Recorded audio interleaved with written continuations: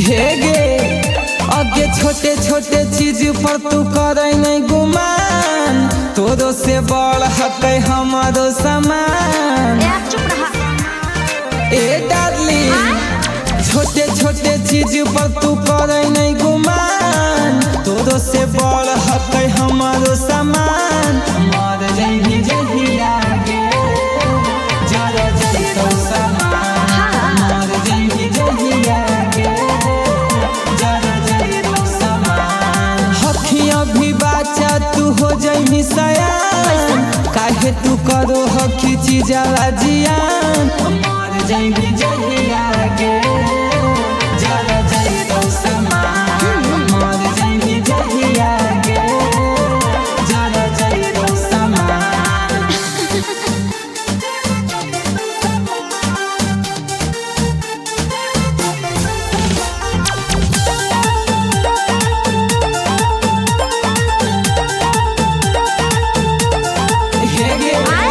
आज नहीं तो काल तोरा कभी पड़तो यूज गे।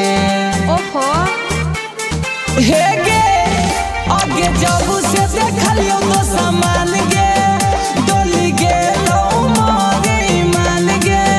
आगे एक बार करे देना हऊ वाला काम, लेबोगे छौरी तोर जिंदगी भनाम। मर जइही जहिया गे जरा जइतो सामान, मर जइही जहिया गे जरा जइतो सामान।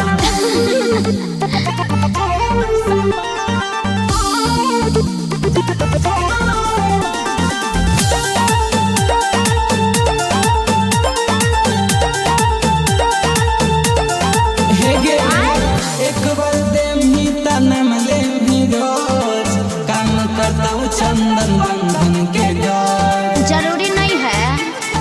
ए गे जग छुए नहीं देमही के बदनिया, झड़ जइतो गे जवानी के पनिया। आगे कहो हियो बात छौरी सुन ले खोल के कान, जो ना गे छौरी तू बात हमर मान। मर जइही जहिया गे